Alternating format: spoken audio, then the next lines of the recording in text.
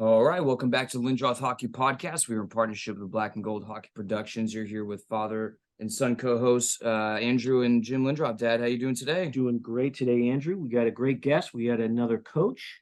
Why don't you get right into the introduction? Yeah, we're excited to have with us today's special guest, Coach Mathieu Turcotte. So he began to coach in the QMAAA from 2008 to 2010, and landed a huge opportunity to become an assistant coach in the QMJHL from 2010 to 2014.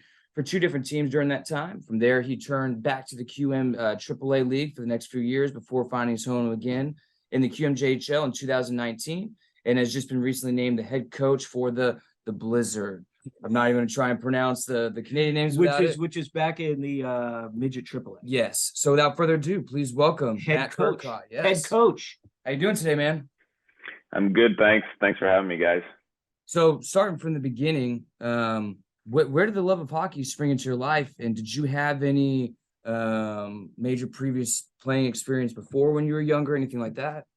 Yeah, well, I've always played, right? So I was playing at the AAA levels when I was younger, and then at a certain point, you kind of figure out you won't be able to make a career out of it, even though you're still in love with the sport. So I was reaching that level where I had to kind of make a choice. I knew that as a player, I was, getting to a dead end, if you will. So I went the school route. I was gonna study to become a lawyer, and one of my former coaches, he asked me to come coach with him when I was 17, and that's when I kind of got the coaching bug. So I started coaching at 17 with him at the AAA level back then as an assistant coach. And enjoyed it so much that I kind of changed my school plans and went to a coaching program in Quebec City, which was relatively new. So it was really a program for coaches and not for, phys ed teachers, if you will. So really coaching program for 3 years. And I continued coaching in the meantime, got my degree. And then that's how everything came about for the rest of the coaching career. So, Coach, if you would just take a brief moment and explain to our listeners in the UK and particularly United States of the difference between the leagues that we're going to be talking about today, between the major Quebec, the Q, and also midget AAA. So midget AAA is basically the feeder system for the Q. So you've got in midget AAA, you've got your best 15-year-olds in the whole province, and the way it works by territory. So kids we can't take a kid from another city and bring him to our team. We really have what we have in terms of territory and in terms of kids on a certain year. So best 15-year-olds, the best 16-year-olds that have not made major junior, so that have not made the Q, are with us at the midget level. And then you've got a few 17-year-olds that we're allowed to have that have not made the QMJHL yet. So we're basically the feeder system for the Q. So the Q drafts their players from the midget AAA league mostly. And then after that, you've got the Q that is, the Canadian Major Junior system. So the CHL, so the Canadian Hockey League, where you have the QMJHL, you have the OHL, and you have the WHL. So the NHL teams draft their players from those three leagues, if you will, and obviously some other leagues. But those are the leagues that we kind of push our players towards. And then the NHL teams draft their players from that league as well. So 16 to 20 is the age group for the QMJHL afterwards. So talking to your coaching career, do you remember a defining moment where you thought, hey, this could be a career? Because, at the end of the day, it's all a job, right? It's a job. Yep. When do you remember that moment, if there was a moment where you realized that, like, hey, this is my career? There was a moment where, because I think you have to make a decision before you kind of go, I didn't fall into it and kind of say like, hey, this can be a career. My goal was to make it, to find a way, you know what I mean? So it's like, hey, I really love this. Where can I go to study to get better at this? And then add the hockey experience and then keep learning throughout. So there was that, and finding a way to get as many tools as I could. And then I'd say, so I did 2 years at the midget level. just across the river from Quebec City, where I am now in Lévis. I was an assistant coach there for 2 years at the midget AAA level. And then I got an offer to be the assistant in Val d'Or in the QMJHL. So that's kind of when I figured out, like, hey, maybe I have a shot of, pursuing this long term.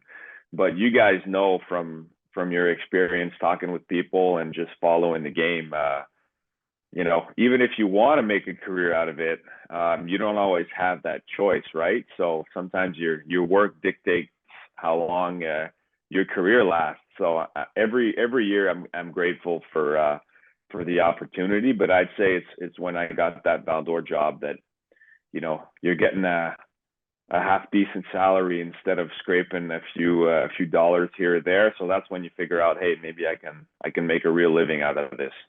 Yeah, and so what's the story on you getting your first coaching job in that AAA Midget League? And, we'll get to it later. You returned to the league now twice, I believe, since then, after going up to the major QMJHL.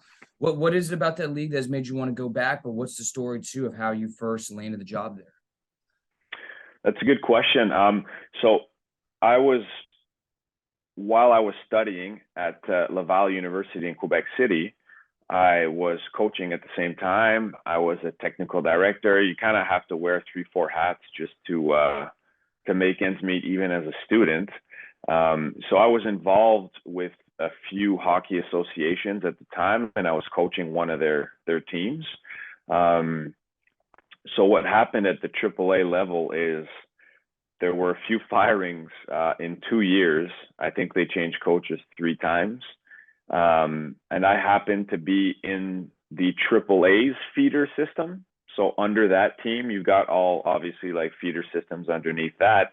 And I was an assistant coach 2 levels down, if you will, in terms of age.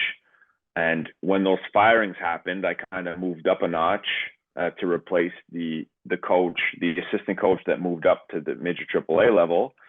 And just working with that group of players afterwards, that following year we're going to move up to the AAA level, and there was an opening there because the head coach of the midget AAA team left to go coach in Switzerland, actually.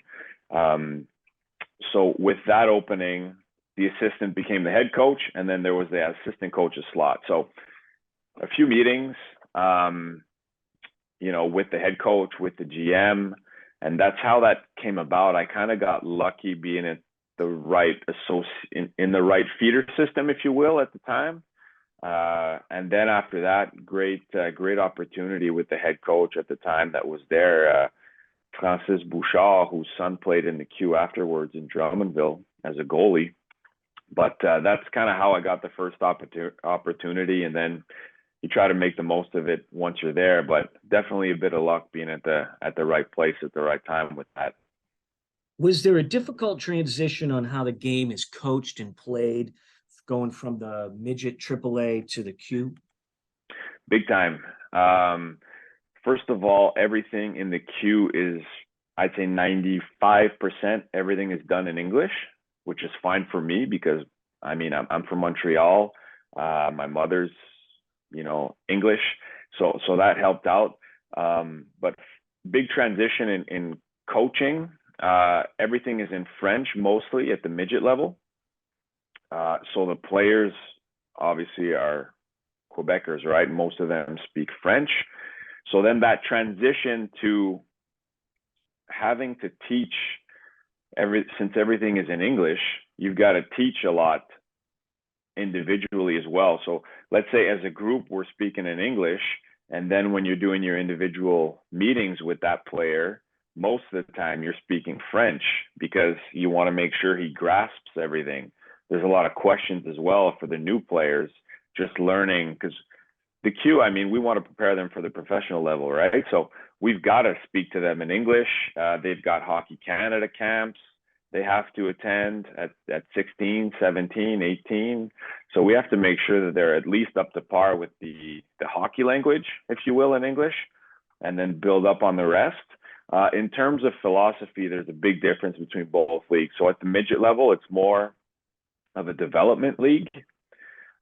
So your job is really to develop the players individually.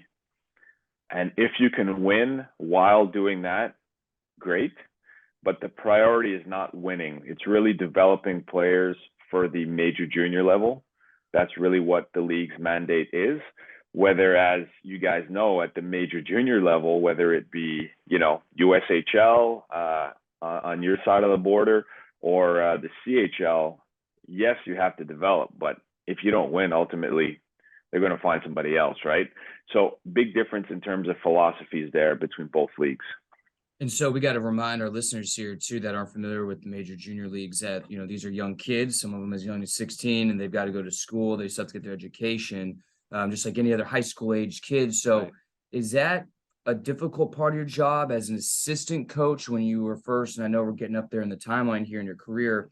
Was that something you had to worry about a lot? Is it something the head coach does? I imagine you deal with the parents too. What's kind of how do you deal with that and keeping them on track as far as school and still getting your stuff done? Yeah, so at the major junior level, there's always somebody working with the players. So you've got basically like a counselor that's there to help the players make sure when we go on road trips, their work gets done.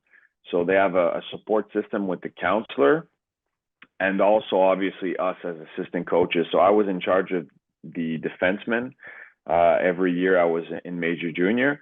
So obviously you kind of check in with your guys, outside of hockey as well, right? Especially at that age. Most guys, whether I was in Val-d'Or, Chicoutimi, or Drummondville, 95% of the players don't come from the city where they're playing. So big changes for them at 16, 17, 18, the older the better in terms of adjustments. But it's a lot of big changes for a 16-year-old, 17-year-old's different environment. So yeah, there's a lot of time invested in, knowing that the kids are doing well outside of hockey as well. So school being obviously a big factor. And you mentioned the parents. So the parents, I'd say, are more involved at the midget AAA level. And then, so you've got a mix of parents and agents at my level right now. And then once you get to the major junior level, it's strictly agents, but a lot more time spent with them. Depending upon the organizations, sometimes it's the GM that, most of the time it's the GM that deals with, a lot of the agents, if you will. And sometimes that information trickles down to our office as coaches. And other times it's the head coach that has to deal with a lot of the agents. And at our level, it's mostly parents. My GM actually is Eric Chouinard, a former first-round pick of the Montreal Canadiens. He's our GM, basically, and he kind of takes on that responsibility of speaking with the parents if ever something happens, and he kind of lets me know what I need to know afterwards. And so just for the agent part, we kind of like to ask this question if we've ever had any coaches on the show that's dealt with agents, any GMs or anything. At that junior level, though, what are the conversations with them? I know that you have trades, you have the draft for these leagues as well, but the kids aren't getting paid and they still have to focus on their other life, school and everything else. So how serious are the conversations with those scouts, and what is it about? Is it about moving them to a different place so they fit playing time? I mean, all sorts of stuff. So what is the biggest things you guys talk about or did? It could be anything, but mostly, that's a really good question as well. Mostly, there's certain agents you build relationships with, right? So I built a relationship with an agent who's basically Thomas Chabot's agent, who last year was Maverick Lamoureur's agent, the first-round pick for the Coyotes. That was one of my defensemen in Drummondville. And he's got a ton of other players, David Savard in Montreal, and, part of his group as well. You've got Ryan McDonough, you've got Noah Dobson, some really, really good players, a lot of defensemen. So I dealt with him my whole time as a head coach at the midget level. And so last year there was a lot of finding the best ways to work with Maverick, who's a 6'8" 6'7" giant on the back end, right-handed shot defenseman who plays tough. It's really finding the best way to help a player progress. So whether it be if he's got anything going on off the ice, if it's his school, if it's his training, mostly that part, I'd say, just to make sure that the player is in the best frame of mind to perform. And then if anything major happens, there could be conversations about ice time, about the role on the team. But to be honest, usually the best agents don't really get involved in that kind of stuff. You know, they kind of let the coaches coach.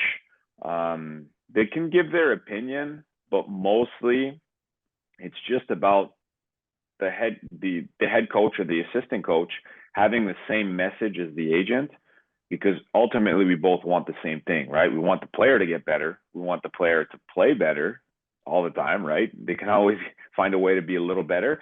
And ultimately that's going to help the team. So everybody wants the same thing. It's just a matter of making sure the messages are aligned. So the player, especially at, 17 years old, when it's their draft year, they're getting bombarded by information everywhere. Friends, parents, agents, coaches. So it's just trying to get that message just the same, so the player can have a clear mind and perform and really know what's important for him. So I'm not calling you old because you're not. I'm old, Andrew. But you do have, you look at your resume, you have a lot of coaching experience. So there's might be some young hockey players like yourself that are thinking maybe coaching is going to be a thing for me. So think back, and here's the question. Thinking back to your first few years of your coaching career, whether it be AAA, midget, or the Q, if you could go back and give yourself some advice, what would you give yourself? That's an easy one. It's a lot more about relationships than X's and O's. And you kind of get caught up with that as a young coach because you want to learn. So you grab some books and you're looking at systems and you're looking at this and that. But the most important things is the relationships with the players and their buy-in. So no matter what system, and you look at any league at this point, the systems are pretty similar, right? So the best teams are the teams that execute them the best. So you have to have that buy-in in terms of work ethic, in terms of attention to detail. And that comes from building relationships with the players, having them understand that, yes, you want team success, but that, to me, that comes with individual success first. So if the players are getting better, like I kind of just said, in terms of relationship with the agent, but if the players get better, your team's going to get better. So my job is to, whether it be major junior or at the midget AAA level, is to make sure that every player gets, a little bit better every day. We find a way to get better, and building those relationships with them, having them know that it's in our best interest as well to have them be good, not just the team success. So it's that partnership with them. It's making sure that they need to feel involved in that as well, right? So at the individual level and also at the team level, because this generation of players, they need to understand why they're doing certain things. We need to make sure that our message to them is clear, and we need to make sure that they're involved in certain decisions. Not everything, obviously, but you need to make sure that they're involved in certain decisions and have that conversation, especially with your leadership group, to make sure that, everybody's pushing the same way. So talking about today's player, and it's very difficult. I know I'm addicted to my smartphone, as most people are. And, kids today are different than even your generation, Andrew. Andrew's almost 26. We've had on some assistant coaches on Division I college hockey teams. And off air, one of them, I won't mention his name just because it was an off air comment, that today's players, and again, this isn't even 15, 16, 17, these are 20, 21-year-old college students. that they have trouble communicating with each other because everybody's on their smartphones. And sometimes the on-ice communication and chemistry between the players just aren't happening. And one of the funny jokes was there was miscommunication in practice between two wingers and the centerman. And basically, the coach went up and said, well, maybe you should text them. One of those things, like, since you don't talk to each other, why don't you guys text each other during the game? Maybe that'll help. So how do you work with probably the worst age group for people not being focused, 15, 16, 17? Yeah, well, those guys, 2021 are basically the guys that I had in my previous stint at this level as a head coach, right? So even, within 4 or 5 years, I see a difference in terms of communication, in terms of them being glued to their cell phones, right? I'm kind of like you said yourself, I'm kind of a victim of that as well, right? So I'm guilty of that too. So for them, it must be even harder because they were basically born with it. We weren't. So when they arrive at the rink, they've got a little stall where they need to put their cell phones. So at least their time at the arena is spent talking amongst themselves. So every time they're at the rink, there are no cell phones involved. But it's always a struggle, whether it be in Drummondville last year at the major junior level, having the guys communicate on the ice is a struggle, for 18, 19-year-olds. At our level, it's a huge, huge struggle.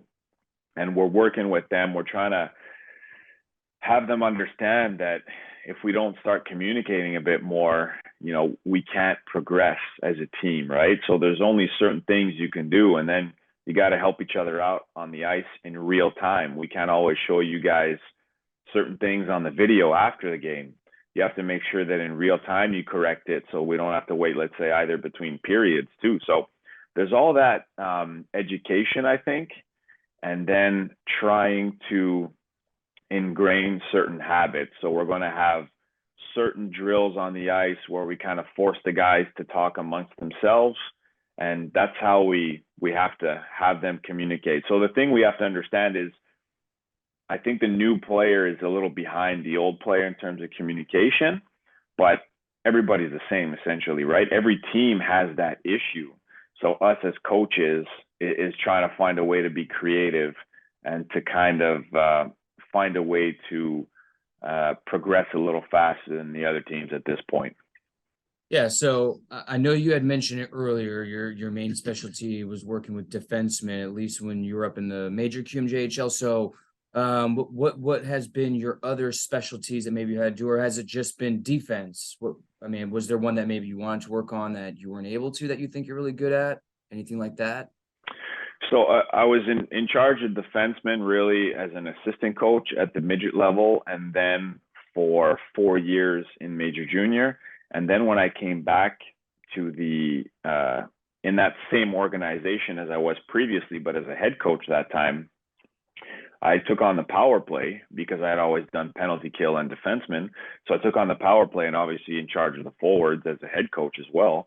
So that year, the power play was a disaster because I felt at least that I followed a little bit what I had read about certain things. But what I realized, and it may be a little tougher at the beginning of the year, but you can put in place certain patterns. But I'm not a believer in having 4 or 5 set plays, especially at the 15, 16 to 20-year-old years. So maybe at the NHL level that works, but a lot of coaches coach the power play as if it were a basketball game, where you could have certain set plays and run them, but those are the easiest to counter if you're the opposition and you're doing your job, right?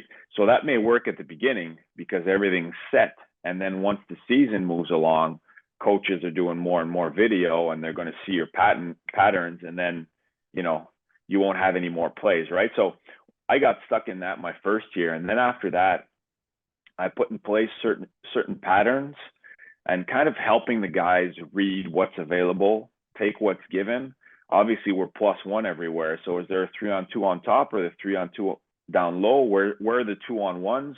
Where can we move the puck? It takes a little more time, but to me, the best compliment I got in my last year in Lévis, obviously we had some really good players. We had Joshua Roy, who beat Alexis Lafreniere's record at the midget AAA level. We finished the season 41-1. We won 34 games in a row, and the previous record was 17, 20 years before that. So it was a year where we had so much talent, but coaches came up to me after the year and they said, we knew exactly what your pattern was on the power play, what your setup was. We kind of expected certain things, but we weren't able to stop it because even our players didn't know where they were going to move the puck before they moved the puck necessarily. It was a question of reading where the PK was and reacting to the open space and then being able to attack at that point. So that was, so my 3 other years in Lévis in Major AAA were a lot better than that first year where I was working with, set plays. It took time though, but our last 3 years were always top 5. This season, so also we didn't speak about that earlier, but I was in Lévis, which is across the river here in Quebec City, and now I'm in Quebec City, who is the biggest rival of the Lévis team. So that was kind of weird at first because we played there last Friday. But we're playing them again tonight, actually. But all that to say that when I arrived here, offensive talent wasn't our strength, is our defensive unit. This season, like I said, at the midget level, you get what you get, right? So you have to adapt. And on the power play, it took a bit of time for our players to understand certain patterns, and we've been working at it for a month and a half, basically. But they're starting to get it, and we're 4th in the league right now on the power play. But it was tough. I think we were 0 for. I think our first 2 power play goals were on 5-on-3s, and I believe we were at 8% for the first 2 weeks. Only with 2 power play goals. And now we're close to 30% because we had a few big weekends. And once it kind of clicks in that this is where I need to go because you're reading off the opposition, you're difficult to stop no matter what type of talent you have. I really believe in that. Interesting. So it is, obviously important to coach system, like you said, even set plays or patterns. But as a coach and now a head coach, you said that you're, I guess, building more hockey awareness in your young players, I guess what I should say. And, that's key for those open spaces that they're aware that the opportunities exist, taking the opportunity and doing something positive with it, if we can say that. But as a coach, it's sort of like, I would assume in a lot of other industries, you have a formula. And you're kind of afraid maybe as a younger coach to go outside the formula and be innovative, because if your quote innovation ends up sucking really bad, you're now like a lunatic coach and you're fired because it's like this guy doesn't know anything because he doesn't do the formula. How do you negotiate that sort of paradigm? It's difficult to negotiate that when you're starting. It's a little easier after a few years, but that's a great question too. So as a coach, you always want to make sure you're not at the beginning, you're afraid of being too much outside the box. And if that doesn't work, you're kind of dead meat, right? Especially a guy like me that did not have a playing career. Guys like me don't have 9 lives.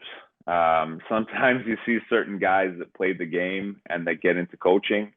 They could have a few bad seasons, bounce around a few times. They're always going to find a job, and that's okay. That's just part of it.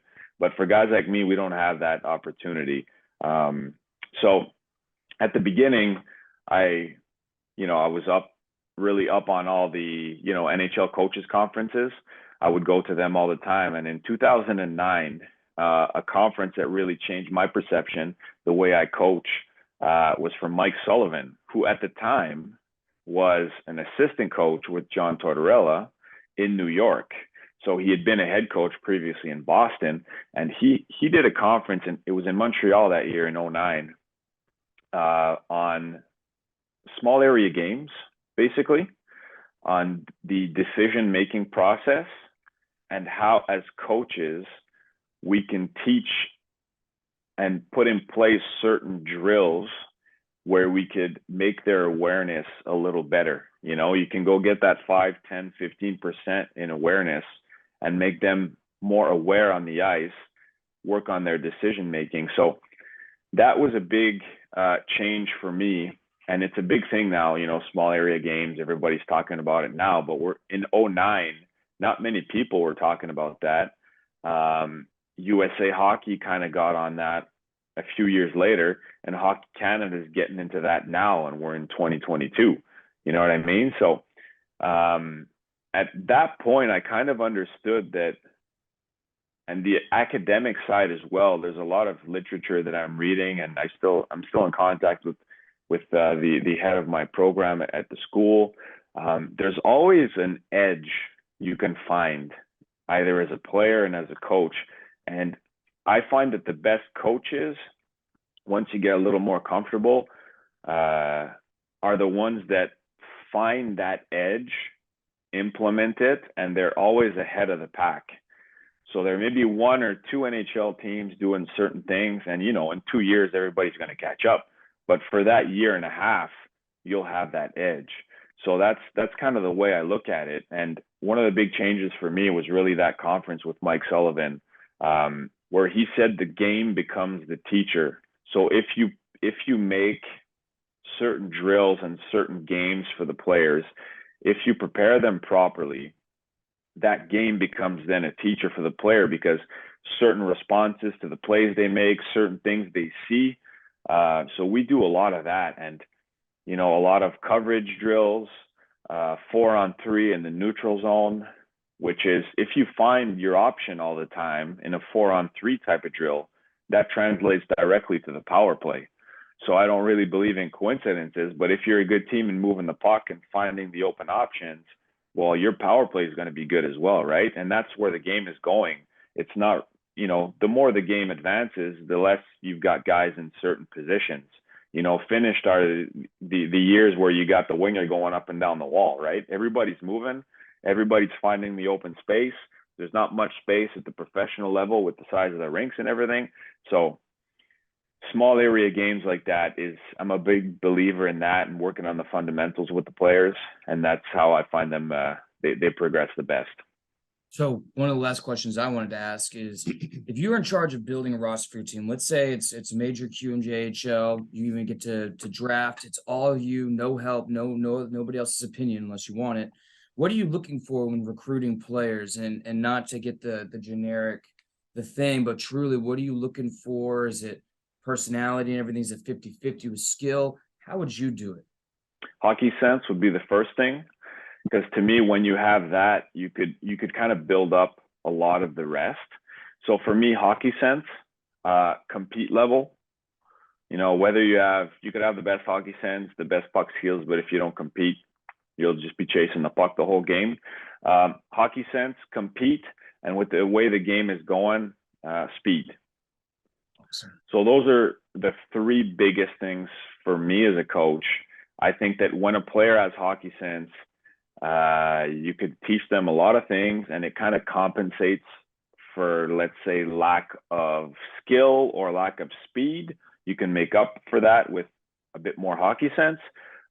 Same thing for the compete level. If you're out working guys all the time, you can make up for a lot of little things that you may not have in your game. And then with the way the game is going, you need some speed. Definitely. That's definitely a bonus right there. So we'll finish our conversation with this. Your head coach now, big change. Your head coach. What can the fans look forward to for your team? What should we expect from your team as a team, and you coaching now? So we inherited a group because the coaching staff was fired. So we inherited a group that finished last in penalty minutes, a lot of goals against, finished 10th in a 15 league team, haven't won a playoff round for 4 years. So that's kind of the group we've inherited. Half the guys are back from last year. So there's a big culture shock, in terms of discipline, in terms of work ethic. So we're building on that right now. We definitely want to be the hardest working team on the ice, and we're building towards that. We want to be tough to play against. So we don't have that much skill offensively, but we're going to make sure that we outwork you every night. And we're going to be sure that we're smart defending, and we're smart with the puck. So like I said, our D-core, and we've got a defenseman that theoretically actually he just committed to Harvard. So he should be going to Harvard in a few years, our best defenseman and our captain this year, which is why he's not in the QMJHL. So he'll be playing for us this year, because he would have been there. Obviously, he's a first-round pick. He would have been a top 5 pick in the league. He's back with us because next year he'll be going to play in the USHL. He was drafted there.